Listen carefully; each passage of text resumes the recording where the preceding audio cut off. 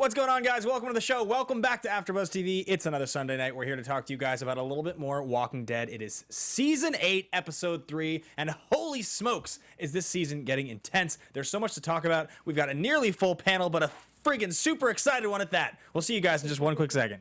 You're tuning into the destination for TV superfan discussion, AFTERBUZZ TV. And now, let the buzz begin. Oh, yeah. What's up, guys? What's up, Walking Dead fans? What's up, y'all? Yeah. The holidays are here, and I'm eating fucking Kit Kats. Yeah, right Daryl's got some residual really holiday excited. Halloween candy. Daryl's so excited about the episode that I was like, Daryl, we're going to go live in a second. I'm making it rain with Kit Kats. I was like, yes, you're going to be we can eating a ring. Kit Kat while we go live. He's like, I'm just too pumped, man. I need to eat a Kit Kat. So that's what's going on. What happened? Welcome to the show, guys. AFTERBUZZ TV, we're here. We're talking Walking Dead. We're back. It's episode 3, season 8. There's so much to break down. It is season 8, right? I'm not making that up. Yes. It is. Yes. Yes. Yes. Yeah, we just have a lot to talk about. This episode tonight was titled Monsters. You can see the correlation, the song. Let's introduce the whole panel. Let's get excited. Let's get in. Excited. What's up, man? How you doing? I like your energy right now, Ben. Thanks. You're bringing it right Yes. What's up, everybody? I am Timothy Michael. I am very excited, Ben. You can reach me everywhere at I am Timothy Mike, and I am joined by our other excited panelists. now. I don't know how to follow up with that. I am excited. Yes. What's up, everybody? I'm Derrial Christon joining you tonight. I'm doing all your social media, so whatever you put in the live chat, I will read on the show, especially if it's spicy. That's all I'm Social saying. media coordinator. That's right. Yeah, You hashtag find me winning. everywhere. Yeah. Derrial Christon everywhere. Instagram, Twitter, Facebook, whatever. And if you guys want to see some really cool stuff, Daryl just did some interviews with the cast of Daddy's Home 2. I did. Yes. Which is a stacked cast, by the way. It's like a really cool cast. I did. He had a great interview with John Cena. That'll be up soon. He's my new favorite person, actually. Yeah, so you guys should check that out. That's all on Black On Hollywood Black Hollywood Live. Live, yeah. Yes. And I am Ben Bateman. And you guys can find me at Ben Bateman Media on Twitter and on Instagram. And I do shows here at AFTERBUZZ. I do Riverdale on Wednesdays, which I love. wow. Yeah, I love. I Do didn't you know you guys did watch that. Riverdale? I didn't know you did that. Wait, you do Riverdale? I'm obsessed with Riverdale. Wait, you go from Walking Dead to They're Riverdale? both based on comics. You know what? That's why I like you, Ben. True. I feel you. I feel And you. yeah, anyway, guys, that's what I do. If you guys want to, do that, that's fine. Otherwise, you throw can them tweet all at for us I see that. about The Walking Dead. So let's talk about the episode Monsters. So we continue down this path that we're on right now, where I think that what happened was that the production team sat down after last season. They're like, all right, so heads up, guys, we're filming basically what is going to be, a 14-hour action movie next season. We're going to need an enormous number of bullets and prop guns and crazy sets to blow up. And we're because this is a whole different tone. We're Right. 3 episodes deep, and so far it's just you're at war. There's just people just Absolutely. shooting at each other. That's all we saw. Yeah. Which really, if you think about it in the real context of what a war in real life is it's just normal to be shooting at people. That's what the life you're living. You're going through it. It's not this is a fight day and this isn't. It's Right. just, and that's what they're in. And I think Right. that's what they're trying to reflect. Obviously, the season is called based on a story called All Out War. And yeah, I like that part of it, is that the stakes feel very high. It does feel like anybody can die at any time. I was a little bit surprised that they made the beginning and the ending of the episode as predictable as we thought it was going to be. It was quite predictable. I will say that. Which the show's very smart, and they've done a lot of great things with it in the writing, and I feel like sometimes they pull the rug on us. That time, the fact that they didn't was kind of shocking, like the way it opens with Ezekiel talking, and I think that's probably a great place to start. Again, it's them, sort of playing with time, and they've done that a lot now the last few seasons. The show definitely, to me, has 2 pretty distinct halves artistically. I think that the first 4 seasons of the show were not as interested in playing with time and doing things and pushing the envelope artistically.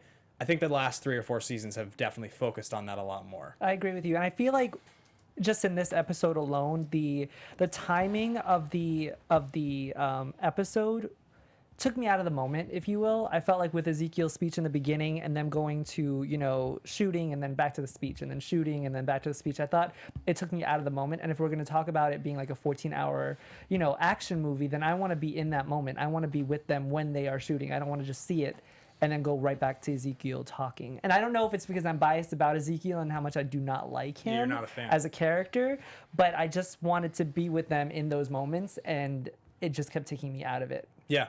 I'm going to agree with Amanda Alcantara, if I'm pronouncing that. Hopefully I am. Okay. She said, I like the episode, but the shift in the motivation of the characters could be more fast-paced. I Okay. will agree with you. Absolutely. I felt it was a little bit slow-paced, this episode. Pacing in this show, to be complete, somebody's phone is giving me flack. Pacing on this show anymore doesn't make sense to me. And it's not like it doesn't make sense in a bad way. I do not understand the pacing on this show anymore. And it's been 2 full seasons since I have, because like, if you think about how this show is constructed now, Game of Thrones is the biggest show on TV. Walking Dead was the second biggest show for a very long time. I think by the numbers it still is. But in terms of, like, obviously the ratings are lower than they've ever been, or at least in 5 seasons, and everybody knows that.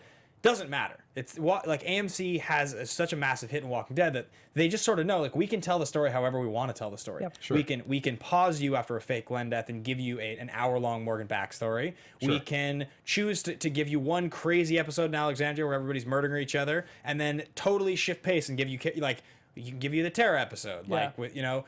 And that's definitely what they do, and it doesn't anymore feel like there's a consistent narrative throughout the seasons where it's like, this episode leaves off here, we pick back up with those characters, they go to the next thing, and they go to the next thing. They jump all around now. And sometimes I feel like the episodes feel one way, and other times I feel like they're completely different. Does anyone feel that they are trying to force Ezekiel down our throats? A little bit. Yes. Yeah. I mean, Yes. I'm sorry, guys. I just got to say it. I got to be 100 with I you mean, you guys. know I'm going to agree with you. I feel like this episode was between Ezekiel and Jesus. Like, they really were trying to put together some scenarios where we would like them or hate them, whatever it may be. For Ezekiel, it kind of was a little bit overkill for me. It was a lot, because I don't know if I believe that all of a sudden he's this hard ass. Like, I don't know. It's just it's tough for me. But I mean, Jesus is like, if just speaking on the comic books, these are 2 characters from the comic books, and Jesus we fell in love with just in the show aspect immediately, because he's this badass, you know, karate fighting, like, you know, balls to the wall kind of character. And Ezekiel, I mean, he's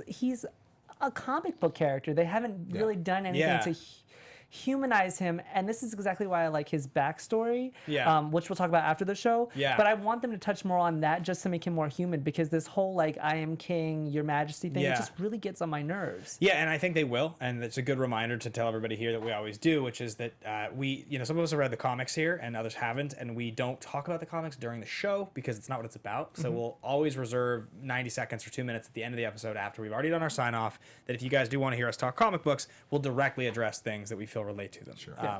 But so I think what you're saying is interesting about Ezekiel and him really existing on the screen right now only as a comic book character.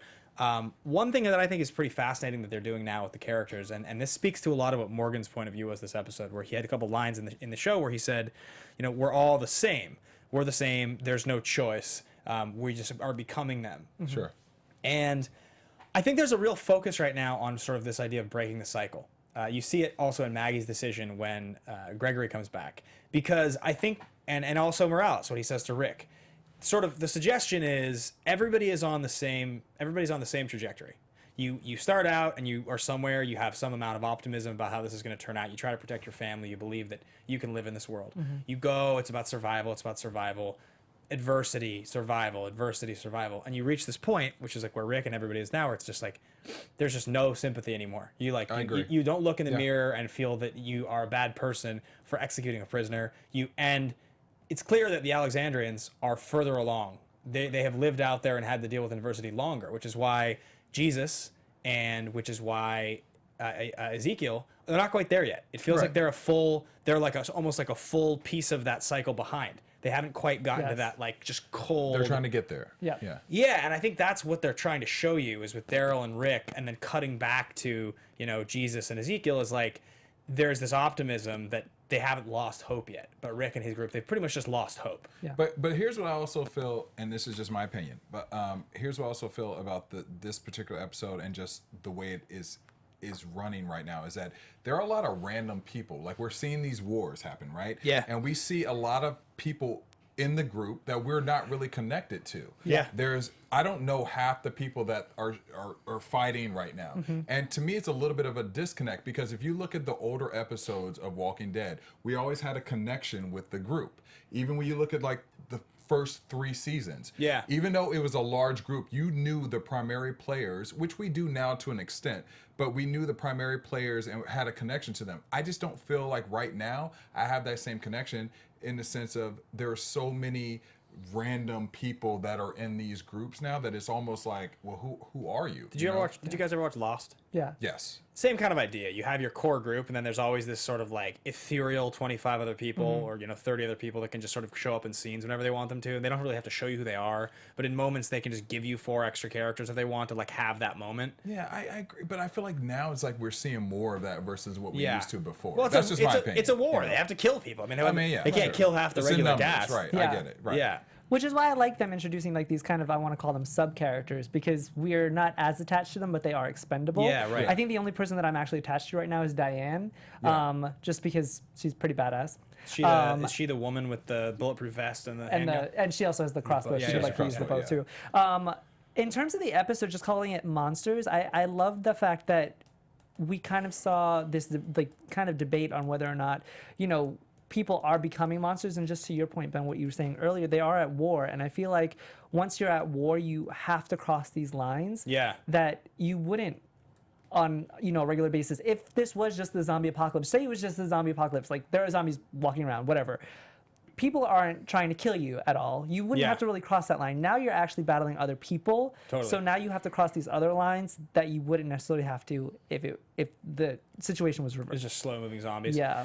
Yeah, you're totally right. And I think what's one of the really fascinating things that they chose to show this episode a lot was that even though it feels like these characters that we know and love, like Rick and Daryl and Morgan, have like a very defined point of view, like they know who they are, they're all struggling to stick to that point of view. It's constantly shifting because now they're being forced to just like in cold blood murder people, move on to the next Cross thing. those lines. Absolutely. Yeah, and so the game has changed. Yeah, so I think it's probably best to tell the full Ezekiel arc from the episode and move on from it, because I think the ending is important to reference.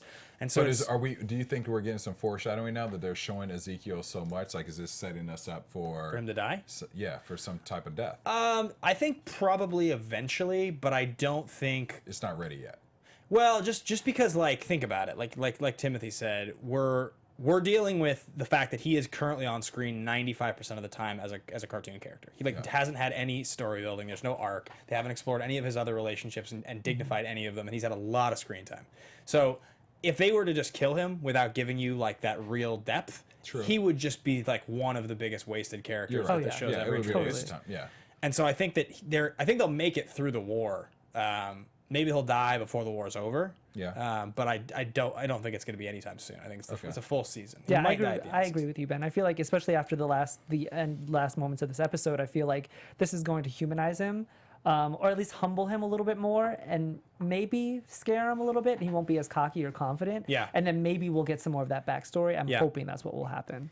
Yeah. So he goes out there and he keeps saying this line. We won't lose one of our ranks. What's he say the line? He said, "We will not lose not one of our ranks. We will not lose not one of our ranks." Yeah. He makes some comment of I smile, and then Carol smiles. They chose a couple different times to show Carol's face here to really show her sort of like interacting with him and the expression she's taking. And it's like last episode she looked like she was just shaking her head, like you're just a ridiculous person. Yes. This episode she almost felt like she was like a little bit impressed, like. Your optimism is like... Well, I feel like they've been kind of setting that up, too. Like it went from before, last season where she was looking at Ezekiel like, you're crazy, you don't even know what's going on, to even last episode, we kind of saw her...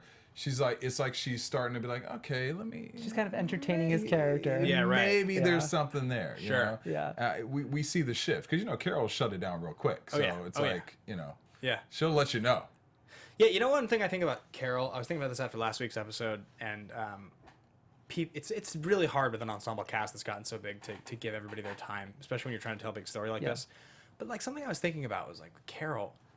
Didn't Carol have a daughter that died in a barn in like season 2? Yeah. And like that was an enormously a definitive part of her character. Yeah. Absolutely. That's the defining moment of where she started to change. She like hasn't mentioned her daughter or like referenced that story. No one's referenced that loss, anything. That hasn't even come up in casual conversation in like 5 seasons. Yeah, but none of them reference their old I mean, Lori came up tonight. Yeah. Lori came up tonight. True. Okay, that's true. Shane came up tonight. Andrea. Oh, that's true. Glenn dying came up tonight. Abraham came up earlier in the season. Most of the characters, the significant losses, and even to that end, like the memories that these characters have, if we've seen them, that have like sort of informed them to be this person that they are. True.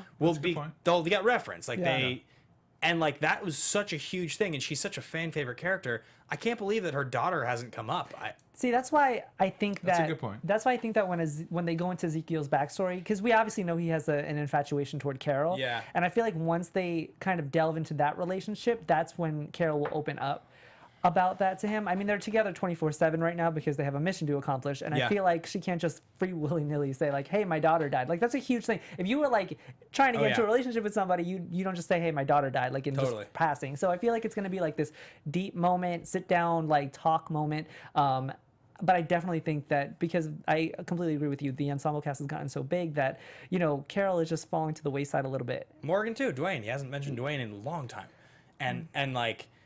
But so yeah, I think those things are important, and I think that's like one of the things that some of the complaints about the show probably reference is that we don't feel like we connect to these characters anymore on anything other than just like melodrama. And I agree with that, but on the flip side of that, those were two of the kids of main characters on the show, and those were very traumatic experiences for them, where they, you know, it's almost like it's just a known fact that the reason that they are and hardened, if you look at Carol and look at Morgan, the reason they're hardened the way that they are is because of what happened to their children, right? Theoretically. So it's kind of like almost one of those things like, why, you know, you're not going to mention something from the past when that's what's created who they are in the future. You know what I mean? Yeah. So I don't know if it needs to be said in a lot of ways, because we know that that's what's hardened them as characters. Yeah. You know? That's a good point. So yeah, so we have this whole preamble that Ezekiel gives, and it keeps cutting back and forth between like the mission and that we're not going to lose any of our ranks, and they massacre a bunch of people, and then they get to this next outpost, and they've set up that these 50 cal guns aren't where Rick and Daryl were looking for them. Right. And all of a sudden, we see a bunch of our group get cut down. Yeah. And so there was two things about this. One, I didn't mind the episode ending that way. It's good that lesson has to be learned by this group, by Ezekiel's, you know, his people. I just was like, sort of just like, guys, you set this up from the opening frame. We just like knew this was how this episode was going to end, is that a bunch of us were going to die. Like, and when that sort of thing happens, I'm just like, there has to be a better way to do that. But did you think that it was going to end in that way? Like, I thought they were going to like be surrounded in the woods or something, and that's how it was going to end. We all knew. I mean, there was complete foreshadowing, like we talked about in the beginning of the episode when he said, you know, we're not going to lose one of our ranks, blah blah blah. Right. So we knew something was going to happen. Even from last episode, Yeah. we knew that he was overconfident. So we knew something was going to happen. I didn't think that they were going to be like mowed down by a freaking machine gun in a tower. I did not think that, no. I definitely didn't have a problem with it. Like, it didn't ruin anything for me. Right. I was more surprised. Like, I think at this point, the 100+ episodes, I just like, come on, guys. Like, we're an intelligent audience. You've got to give us like a little bit more than that. Yeah. But anyway, so that ends. Let's get into the next piece of the episode. So, Well, sorry, not to cut you off, though, but there was Go that really interesting moment of like when they were shooting at Ezekiel. Did we think that everybody from his group piled onto him on purpose to protect him? Yes. For sure. Okay. Absolutely. I just wanted to make sure we're on the same page. 100%. Okay. So I would say that the next group to talk about is like Morgan and Tara and this whole group as they're trying to transport these prisoners from the end of last episode.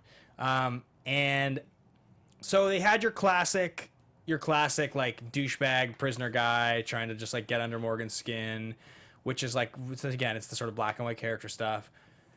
I just think that with like Morgan and how unstable he is, would have just shot the guy in the head. I think he just would have turned around and blown his brains out. I didn't believe for 1 second that he was just like, like, you know, I'm conflicted. I'm gonna just like ignore this guy and like try to, because like he turns on a dime and attacks Jesus. He had just killed like 30 people. This guy, he's making comments about the armor. I just feel like Morgan's like, it's just not even worth me. Like, you're someone that has to die because you killed someone I know personally. And who's going to care? I'm just going to shoot you. Well, not only that, but like he's in this line of people and nobody else seems to be making a fuss or trying to make a big deal or you know, a conflict, but this one is. So why not take this person out just to keep the peace within the group? Completely. It's like, this is what happens if you kill one of us and then taunt us about it when we've been nice enough to not kill you. Right. You just die. So shut your mouth. Did anybody else notice when they were in line and Jesus was having that conversation with I can't remember the other guy. But the whistle guy, I'll call him that, was like staring at his holster. And I thought in that moment that the guy was going to like make a move or something like that. But that didn't happen. Did you see that, Derrial? Yeah. I didn't notice that. I know what you're talking about, So, go ahead. That obviously didn't happen, though. Oh no, it's Tosh was saying that she was very surprised that sorry, it just went down. She was surprised that Morgan didn't hit him in the face with his sword. At least just like hit him, right? Yeah. Yeah. You even didn't kill him. Just whack him Yeah. in the head. Yeah, totally agree. Tosh, excuse me. So yeah, all right. So this whole thing's going on, and we're listening to him, and you know, Tara's having a conversation with Jesus about, you know, Maggie will know what to do, and when we get back and everything, and then of course, you know, you have zombies that show up, which is like, it's kind of like the sweetest thing about the show is that you could, like, the formula is perfect. The formula is like there's two things that happen, and now because we're not in like stable mode anymore, so now we're in travel mode. Yep. But like if you're in travel mode, it's like, okay, put plan together, execute plan. Bunch of zombies show up and it throws the plan off. Yep. You have to take care of the zombies to get back to the plan. Yeah. Or in the previous model, when you were in a stable place, it was like, go look for food or supplies, come across a zombie in a weird location, lose a member of the group. Yeah. These are like the two like mainstay things this show does, and I just thought it was funny. I was like, oh yeah, it's like, it's not like, you know, there's, I don't know how many of you have just killed. These zombies are so just like decrepit at point looking at this point. They look so just disgusting. And I'm like, Yeah. I think that zombie would try to bite your head, and I think his jaw would break just fall off. off. Right, I don't even think that they have like enough strength anymore to Yeah. actually hold, because like They're bare you bones, you literally. you can like Yeah. tear their arm off. Yeah. Yeah. You can literally just grab like their arms and just tear them off. So I feel like if I tried to bite your skull, Yeah. my jaw would just break. Yeah. I did enjoy them playing that little. You guys ever play that game where you like roll down a kill as a kid? I did. I enjoyed that kind of moment of the walkers having No. a little bit of fun in that moment. I was like, oh, that's pretty cool. They're just like rolling down the They just hill. got to That was play. interesting. Yeah, Yeah. you know, just little playtime before dinner, if you Yeah, will. that's cool. Yeah, that is cool. Yeah, so this attack moment happens. We have to take care of some walkers. We lose a couple members of the group. The douchebag guy with the long hair and these other few prisoners run off. We do get the one kind of handsome prisoner say like, they have guns, let's stop, because I think they're grooming that guy to be a real character. We can't think everybody who's handsome is going to be a real character. I was like, Ben, Ben. is this? I was like, Ben, is this because he's handsome that he's going to be making? No, I'm totally No, I'm messing just with you. sure that he is. I'm joking. No, I'm messing with you.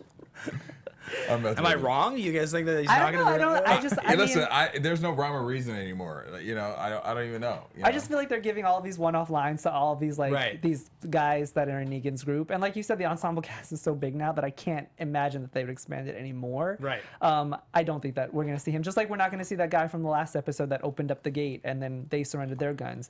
I just don't think we're gonna see these guys. No, that's what I'm talking about. It's the same guy. Is that the same guy? That's the same guy. It can't. That's what I'm trying to say. I can't have this one guy just keep making the same one line. Yeah, Like, one line. No, they Totally. have guns. No, I'm pretty sure. I could be wrong. So anyway, this I could this be wrong. this whole this whole This is a thing. great argument. He's like, I could be wrong. So this whole thing goes down, and they take down these walkers, Yes. and Morgan runs after the dudes and the woman. Women? I think it might be more than one woman in the group. A group of people. It's irrelevant. Yeah. It's just a group of prisoners. Don't be sexist. No, I'm God. not trying. Sylvia B agrees with you. She says the same guy, by the way. Yeah, Oh, okay, good. exactly. Thank you, Sylvia. Thank you, Sylvia. Okay, thank you, Sylvia. for keeping me in check. So he runs after him, and first off, Morgan's just like takes one of them out. It's like, I'm gonna shoot this guy in the head, which is like, why didn't you shoot the guy with the long hair, Morgan? First, right? Seriously, I think it was because the other guy was standing in front of him. That was my maybe. only. Maybe Morgan was just my planning on only taking rhyme them all to out reason. because he pulled the gun to shoot the guy next, and Yeah. then Jesus hits him. Yeah. And then he fights Jesus. I liked this fight a lot. Oh my God, I hated it. thought this I'm fight sorry, was cool. guys. I'm sorry. Why Listen, did you hate it? I just thought it looked fake. And honestly, Mandred Hugh, Yeah. she said, I hope they tear apart the fight scene. I cannot stand it, how off it felt. To me, I'm with you, Mandred. It felt completely off. It didn't look real to me. I didn't believe it. I did not believe it. I'm sorry, guys. Don't hate me. I didn't believe it. I disagree with you. I liked the tension between Jesus and Morgan. I liked that it ended up in a fight. What was unbelievable to me was that nobody intervened. Diane and Tara were like right there Right. 1 minute, and then they were gone the next for like 5 whole minutes while they like did this whole sparring thing. Like it was little. That was the only part that was unbelievable. One of my favorite things is like, so have either of you guys ever taken like a punch or like gotten beat up? Yeah. Okay, or like hit Unfortunately, someone? yes, I have. So like, if you get straight up getting like a full-on fight like that with someone, where you're like doing flying kicks and like throwing each other on the ground and just Yeah. like, and also it's not like either of you in like prime physical condition. Morgan's like 50, and like these guys like you've been living off of like canned beans and like not drinking enough water for a couple years. You like go at it. I feel like afterwards you'd be like limping, and the next day your body would just be like, I can't move. I'm in so much pain. Sorry guys, I've kind of won this fight. Most people in the chat, I didn't mean to cut you off, Ben, but most shit. Oh, no. I just Oh, spilled no. water. Flip it over, flip it It's over, okay. flip it It's over. okay. It's fine. So most people in the chat are saying Do you have that, a cover on it? I don't, but it's okay because most of it went down. So most Derrial, people, flip it over. Your computer, your keyboard's Yeah, gonna get ruined. yeah, Okay. totally. most people are saying that they didn't believe the fight. Like they thought it was just like a pointless fight. I'm just saying. Give me your computer. No, we're fine. We're fine because we're good. Sorry, we had a little water spillage. We're fine, you guys. We're fine. We're We're fine. fine. I think We're you're. fine. I think you should get. I've ruined talking. 2 computers like this. Okay. All right. Okay. So keep talking. I mean, I kind of disagree with everybody in the chat. Just to disagree with you guys, I feel like the fight wasn't as bad. I don't know. I think what I liked most about it was the fact that the tension was so high that that's why I enjoyed it. Because where else would it go? We Yeah. obviously see that Jesus and Morgan have completely differences of opinion. So why not have them fight? I understand that maybe. You flip it upside down and you just like put it so it empties out. No, it's all the water. It just literally. Keep All going. right. It's all good. I feel like just maybe because it wasn't maybe as choreographed or maybe as tight, but I just feel like it needed to end up there. Like the climax was just building too much that it had to end up in a fight. That's- Yeah, I agree. I mean, like definitely that difference of opinion was really rough. I liked the fight. The fight was not as like, you guys were saying, Derrial and some of the fans were saying that it was kind of like flat and it didn't feel like it made any sense. Yeah, I mean, like, I guess I like what Morgan said after the fight, because he looks at Jesus and he says, first thing he says is, I'm not right. Now, when he says it, my first instinct was like that he's saying, I'm not right. Like, I'm not right in the head. Right. That's what I thought. I'm not good. And I was like, all right, well, like, I'm glad that he's recognizing that. And then I thought it was cool that they were able to, like, take that, I'm not right, and then he spins it into, but that doesn't make me wrong. Which is, like, if you think about that comment, like, kind of works on both levels. He's both saying I'm not right in the head, but it also means I'm not crazy. Yeah. I'm just, like, not all the way there. But he's also saying, like, my opinion on the subject of should we kill these people or should we not. I may not be right, but I'm also not wrong. Yeah. And I like that. I like the writing there. I thought that was pretty smart. He says a lot with just those 2 lines. And I love how Tara agrees with him afterwards. She's like, she's not. No, you are. You are right. Totally. I just feel like Tara and Morgan are on the same page. I hope that because of this, Morgan doesn't retreat into himself like he has before, and become how he was before. Do you guys know what I mean? Like when he was all like zen and like, I'm not killing anybody, not even walkers. Like You're talking about when he's like, he is not he. Yes. Yeah, Yes. I don't think that we would get that Morgan anymore anyway. I think that we've experienced that. I don't think that the writing would take us back to that place. Right. I think either we're going to get some like next level Morgan or he's going to fall off the walker and then we're going to Chief fall off see the his walker. demise. The rocker, whatever he is. Are they both to suggest that he's old? I mean, he's not young. Fair. yeah. Just saying. Yeah. So this fight goes down and we get out of it and he's like, I'm not, but and then Tara says to him, you're not wrong. Yeah. Cause like, and she's like pretty bloodthirsty at this point. It seems like she's like definitely on the side of just murder all these fools. I mean, we saw her in the beginning of the moment when they were on the truck together and she's like pretending to shoot them with her gun. Like Yeah. we knew that she obviously does not agree with this plan, taking them back to the hilltop. Yeah, I'm pretty sure she dies. That's Tara? Yeah, which again is so bad. Where they're just one by one killing all of the non-straight characters on the show. I mean, I just feel like at this point, Tara is not. Yeah, she's not an interesting character anymore. No. Totally. And I honestly think that they're just building her up to die. Just like I would agree that they're building her up to die, but I don't think we've lost her yet. Yeah. yeah. The fans are concerned about your laptop. They are. They said. I've loved that people are saying "R.I.P. laptop." My laptop is strong. It's okay. Yeah, we're okay. We're You good. really don't want to just flip it over and let No, it, like, it's good. Like I'm typing right now. We're good. I know, I'm but reading. the water's settling in. Have you ruined a keyboard before? Oh my gosh, no, I have not. But keep talking, Ben. Don't worry. I'm gonna be so sad for you if your computer's ruined. It's good. It's good. All right, man. Keep talking. Let it be noted. It's on the Ben record. said it. If my laptop is not working next week and I'm not doing the chat, you know why. Yeah. So all right. So Tara's like, I want to kill all these people and so on and so forth. So then the next moment we get is we get back to the hilltop, and Gregory's like, let me in, Okay, this part of the episode, I would not have let him in. I had major problems with this. Oh, yeah. Major problems with this. Because this is not like a guy who you had a bad feeling about once or twice. This wasn't a guy that was under someone else's command. This is literally a guy who hated your guts, has been trying to basically get you killed for a while, tried to sell you out, has no remorse for his... And all that it took was him crying, like basically alligator tears, crocodile tears, crocodile tears. All it took was him just like pretending to be upset, and you're letting him back in. You're going to sleep with him in that compound? I was just like, no way, because I wrote here and underlined it. I say it every week. He is the ultimate shit weasel. Yeah. And he You did has say been. that. He has been. I say it every show, and somebody on the chat called me out, was like, why do you always say it? Because it's true. It is true. Xander Berkeley, as an actor, is the ultimate shit weasel of all time. And in this character, he's such... I want to stop cursing, but that's what he is. He is. And I just feel like because of who he is and what he said when he was like, you know, I made a mistake and, you know, I'm here to apologize. I was wrong. In my mind, I thought Maggie was going to go and actions have consequences. Sure. So that's why you can't be let in. Totally. You know, luckily, we don't kill you. Like, you're lucky we're just not letting you in and you go fend for yourself. Like, we're just banishing you from the Hilltop community instead of killing you. But I feel like actions have consequences. And for Maggie to let him in, just... This was another moment of me. Must be hateration day for Derrial for The Walking Dead, I must admit. And you guys can send me the hate mail. It's fine. I'm just being 100. I did not believe that scene either because of the fact that why would you let him in? Why would Maggie let him in? She knows exactly who he is. He is a scumbag. Why would you let him in unless there's a bigger picture, bigger like plot to this? There's no reason that he should have gotten in there. But not only that, but Maggie... And she said he's not worth killing. Right. Maggie is a killing machine. You know what I mean? Like, you know what I'm saying? No, she is. You're right. But not only Maggie that, will like, you're literally cut heads. sympathizing with somebody who sided with the people that killed your husband. Exactly. That's what I'm Like- saying. Unless there's a bigger reason where she wants to just take him down one-on-one herself, Right. and we're not maybe. going to see that yet, and that could be a prediction. Yeah. I don't understand why she let him in. I would have chopped him up.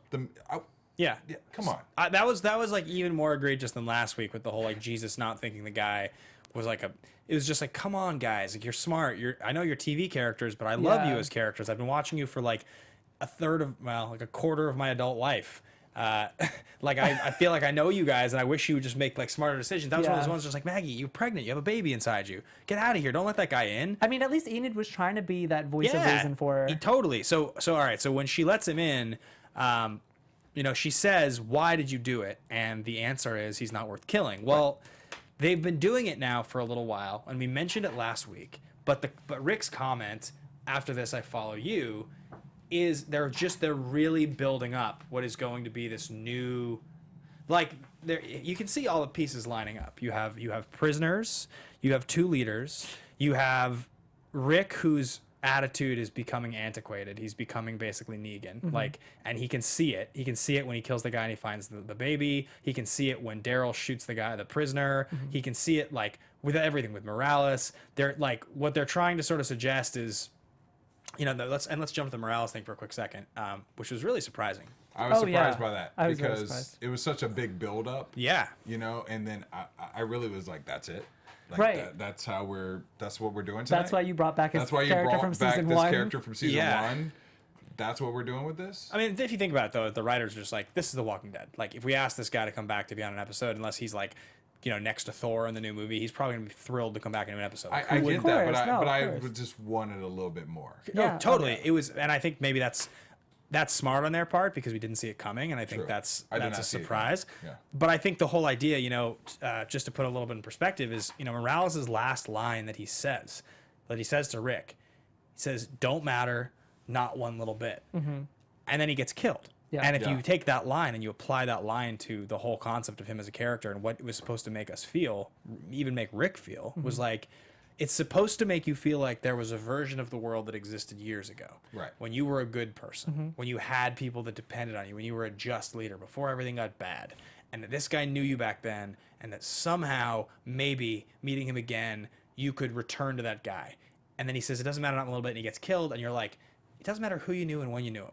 If you're going to be the kind of leader in a world that has your core group you're going to protect and everyone else has to die to make that happen, then it's what Morgan said is true. We're all the same and there's no choice. And I think what they're trying to show us is that Rick is over here in that camp. He's that guy. That's Sure, the reality yeah. he's living in. Morgan is what happens when that drives you a little crazy. Yeah. Maggie is the person who has all this rage and this anger. She has the most anger. She has She's the kind of most in the middle. vengeance in her heart. Yeah. But she's the one that's going to have to make this keeps it decision balanced. to basically take these people and imprison them as opposed to kill them, to have the sympathy to hope they can, you know, reform people, to like, and that's what they're trying to build, I think, is they're really trying to show us that dichotomy between our two leaders. Yeah. And that's interesting. I mean, at least it's interesting because it puts forward that there's going to be a change, that like that we'll have a new leader and it's not just going to be this like kill or be killed mentality that we just like deal with all the time. Yeah, I agree with you. As short-lived as Morales' character was, I feel like he had a message, and that message came across, and it was executed, you know, the way that it was supposed to be executed. You know, I'm going to do a little Stranger Things reference and say, you know, Morales was, you know, the normal world, and now it's like the upside down. Like, this is where they are right now. They're in the upside down, and it's a world where, you know, you kill at the drop of a hat, and like you said, it doesn't matter who you knew or when you knew them. Yeah. You know, they're gonna die. Exactly. I'm with Derrial though. I really wish that they would have milked that character for a little bit more of Little something, longer. rather than not just in this It's one just random. room. I had an issue with some of his comments that he said to Rick. Like, I thought the writing could have been better there. He says, I locked myself in a trailer and I was trying to sleep myself to death. Yeah. And then he says, the Saviors found me. They thought I was worth a damn. What I've had to do to survive. Yeah, I am Negan. And I wanted to be like, what did they do that made, like, you wanted to die. You just wanted to die in a trailer by yourself, and they found you and they like turned you into basically just like a soulless, broken, crazy, like subservient guy. How is that? How did they think? How do you feel that was making you worth something? They were willing Right. to make you a savior or something? I thought what was interesting was the hypocrisy was real with what he was saying. Like, Yeah. if you are a part of Negan's group, you've seen what he does. You burn people with irons. You like take people's wives. You like kill groups of people. Like, you do all of this stuff, but then you want to say Rick is bad. I just thought that it was just moronic to say like, oh, Rick is as bad as Negan. Like, what are you talking about? You know who Rick is. Like, you've known who he is. Yes, he probably did just kill a father outside of his baby's bedroom, but at the same time, But he took the baby. but he did take the Because baby. we were wondering where Gracie went. But at the same time, for him to say that, oh, Negan is better than Rick, Yeah. it's just so far-fetched that I was like, are you kidding me? Totally. So Yeah, let's. Oh, go ahead. Go ahead. No, listen, it's like real life. It boils down to what leadership you feel is you're most connected to. Yeah. You know what I mean? At the end of the day, you know, and some people are going to feel like Negan's leadership is the words that they choose. It's like going to church. You pick the church Yeah. that's better for you. You know Yeah, what I mean? right. So the leadership with Negan is better for some people. The leadership for Rick, they do have similar styles in a lot of ways, but I still think that Negan is more brutal in morality than what Rick is. Yes. Rick is still Rick doesn't want to kill you just to kill you. Right. Or you know, and that's not Negan, you know? So I agree. So there's two last things in this episode to deal with, two important ones. One of them is what happens with Rick and Daryl. So let's quickly get that one before we get Aaron and Eric. So there's a really cool shootout with Rick and Daryl, which I really liked. And it was this moment that made me really feel like this was the action movie that we were talking about, because it was like multiple locations, multiple gunfights, Yeah. the way the walls were getting blown up. You know, I'm out. They shoot the fire extinguisher. They're trying to get out of the building. Like, that was cool. Yeah. Daryl shoots Morales with the crossbow right before this. You know, don't matter. I know who he is. I don't care. We need to get out of here. They're at war. it was And- like old school Daryl. Speaking of which, can we just talk about how Daryl had like this crazy backstory with Morales, and how Morales was the one that left Merle on the rooftop, Yeah. and he knew that? I think that's another reason why Daryl was so I completely freely able agree to with just you. shoot him. Yeah. Absolutely. I'm Like, glad you brought that up. Yeah, Totally. because that's just That's for a him to key shoot him. point. I was like, of course. But then he goes and shoots the kid in the end, and I was like, well, I actually Daryl's thought just cut I actually through, thought they might reference it, but they didn't. Yeah, I thought so too. Unfortunately. Yeah. So, and then the episode ends and we get another cold-blooded execution when this guy comes out and tells them, you know, where everything is. And Rick's like, you have my word. I'll give you a car. You can get out of here. And Daryl's just like, nope, we'll shoot this guy in the head. Like, no, like, because what Morgan said earlier in the episode, which is what, you think they leave and they change, they don't come back. And that's what they're all dealing with. They're all dealing with like, but okay, this is a question I've posed since season 1. If you're living in the zombie apocalypse and you get to this point and you have, like, let's just say you start and here's you know, and then surrounding you is your nearest and dearest. So let's just say it's your immediate family, like maybe your mom, your dad, your significant other, Yeah. maybe a kid, right? That's like your close 5 or 6. Expand that out a little bit. Maybe you've got a grandma and a grandpa, an aunt or an uncle, Best some friend. cousins. I mean, this is just dealing with family, Yeah. best friend. Oh, okay. And that's just the number of you that were together when this all broke out. Then you have your immediate group, these people that you met, maybe like Shane or maybe people that you just met when it all started and you're with them for a little while and they become your group. Well, like at a certain point, survival is survival. So the first people out of that big group we're talking about that you would have to like turn on to save yourself and save would be this extended group you met. And then it would in theory be your extended family, your furthest away cousin, and then maybe it would be your aunt, because if you're trying to save your daughter, then you have one choice. Not to say that like that's what you're faced with, but when you start to think about it in that way, that's what every one of these characters is faced with. Of course. And so what it really comes down to is like some guy who's like, here's some information, and you're like, my priority is to make sure my son never gets touched a hair on his head from any of you people. Yeah. No way you're going to survive. You're just dead. It's not worth it. And that's what it comes down to. And that's why I think what they're trying to sell so hard with this season is that that's the world we're in now, and that world's not sustainable. And they want us to be in a sustainable place. Yeah. That's what I think. What's interesting, Dalton Farine, kind of back to what you were a little bit just taking it back one sec about Daryl. She said that, or he, I'm not sure which one, that Daryl didn't care who it was who he killed. He's a savage this season. So No, I felt like he did know who it was, because when Rick said that was, and then Daryl said, I know who he was, it doesn't matter.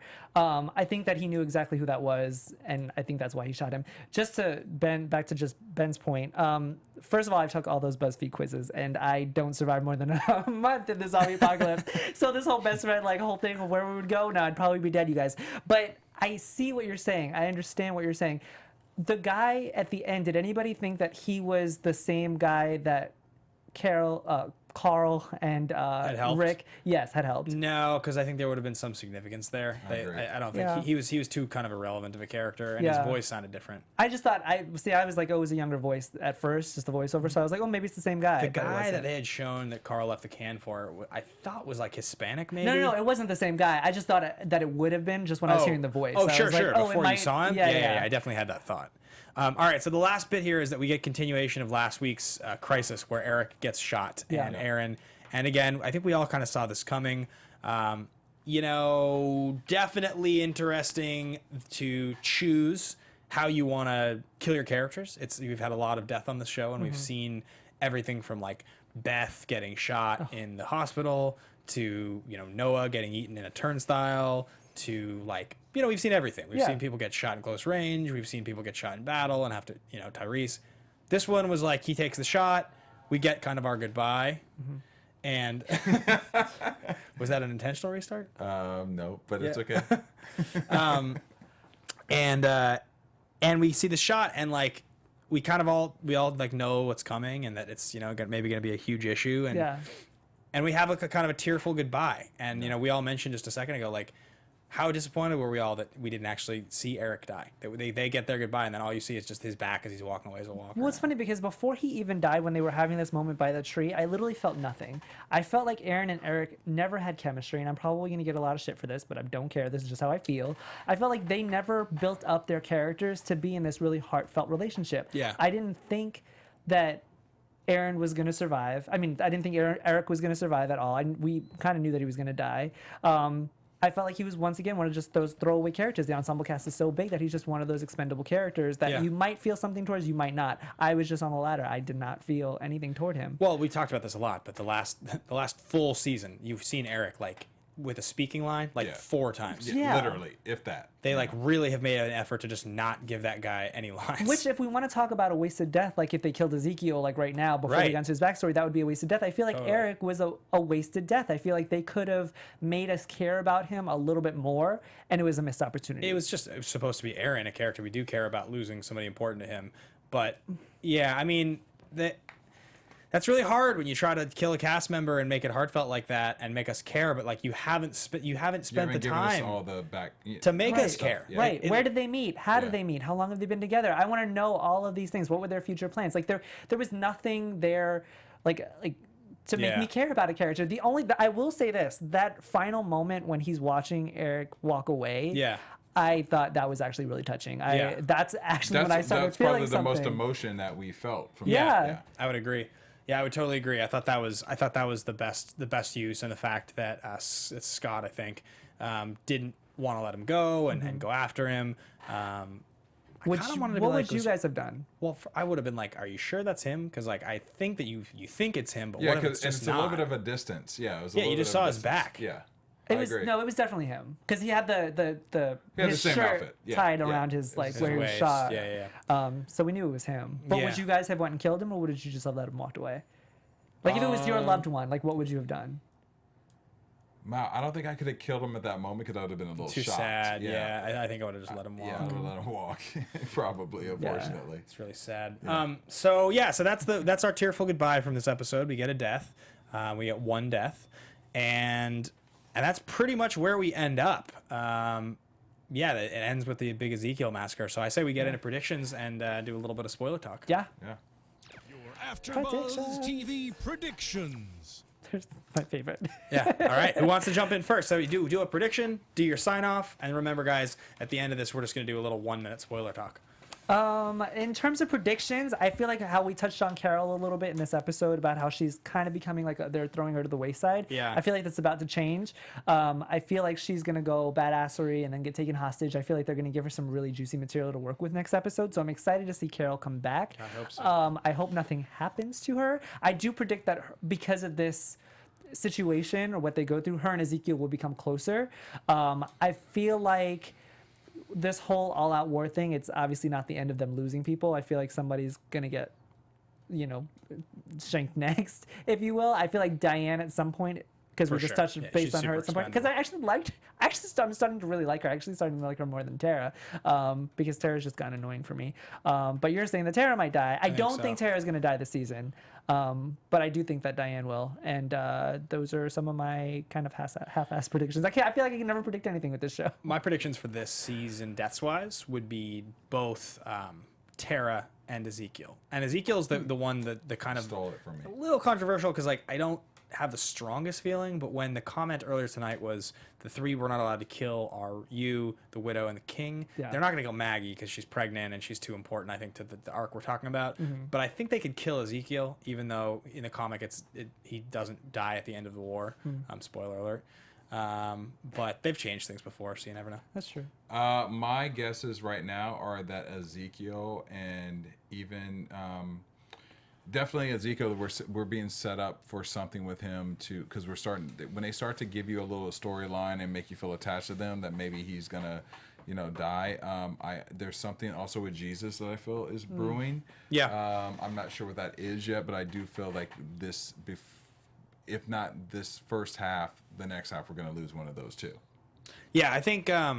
So okay, and where can the folks find you guys? And then we'll do a quick little spoiler talk. I am Timothy Michael. You can find me everywhere at I am Timothy Mike. I just want to take a moment to say that our hearts go out to everybody in Sutherland Springs, Texas, because of that mass shooting today. So our hearts go out to them. I have to follow up to that. Sorry. It's very tough. You can find me at Derrial Christon on Instagram, Twitter, and Facebook. Yeah, you guys can find me at Ben Baby Media, Twitter, and Instagram, and obviously I share your sentiment. That's Yes, absolutely. always difficult to address on air because it's not what we're here to talk about, but it has to be acknowledged and is incredibly tragic. So Yes. hopefully change coming. Let's give a quick spoiler alert Yes. and talk just for a minute about Walking Dead spoilers. Spoiler alert. Spoiler alert. Spoiler alert. Spoiler alert. So this is your last chance. Turn off your iPod, turn off your computer, you take out your headphones, whatever you got to do. If you don't want to know anything to do with the comic books, we're just going to talk for like a minute about comic book stuff. This is it. 5, 4, 3, 2, spoiled. So the big one is I want to just follow up on the Ezekiel point. Yeah. Like in the comic book, I don't know how far. Yeah, you're in the war still. Yes, I'm like right at the end of the war. So like in the comic book, he makes it through, and I think Shiva dies during the war. Yes. I'm pretty sure. And there's continuation with his character, but there's some shifting that's gone on with the main characters in the story at this point in the comic book. The biggest one, obviously, is that Michonne is Andrea, Yep. and Carol's basically Michonne. And Sophia's not dead if we want to talk about that, because we Yeah. did talk about it on this. Yeah, and there's a couple, and we've talked about that before on the show. Daryl doesn't exist and things like that. But I don't necessarily know that they're going to take Ezekiel in the exact direction he goes in the comic book. I kind of feel like they could just kill him at the end of the war and it would be fine. Yeah. I don't know that you need, because his people and everything, and that the kingdom could still be like a unified part of this community that we're building. and I don't think you necessarily need him. Yeah, I find it interesting that Michonne and him don't have a relationship in the like as they do in the comics, which I'm excited to see. That's why I'm excited to see some kind of relationship because it is in the comics, so it would be a disservice to that character if they don't give him a relationship because it is so close to the comics. The relationship that I'm interested in seeing, because we know that Jesus has Alex in the comic books, I'm excited to see if now that Aaron is dead, they put a little twist on it. I mean, Eric is dead. I keep saying Aaron. Now that Eric is dead, I'm wondering if they're going to put a little twist on it and have Jesus be with Aaron. Yeah, that is an interesting idea. I think that's. I would like that. Yeah. All right, guys, that's going to wrap it up for right now. Best of wishes to all of you during this week. Best of wishes to Derrial's computer. Yeah, it's working. That's great. Thank you for all the concern on our live chat. I appreciate that. And we'll catch you guys same time, same place next week. Peace. Thanks for watching. Thanks for listening, guys. Bye-bye. Bye, guys. From executive producers Maria Menounos, Kevin Undergaro, Phil Svitek, and the entire AfterBuzz TV staff, we would like to thank you for listening to the AfterBuzz TV network. To watch or listen to other after shows and post comments or questions, be sure to visit AfterBuzzTV.com. I'm Sir Richard Wentworth, and this has been a presentation of AfterBuzz TV. Buzz you later. The views expressed herein are those of the hosts only and do not necessarily reflect the views of AfterBuzz TV or its owners or principals.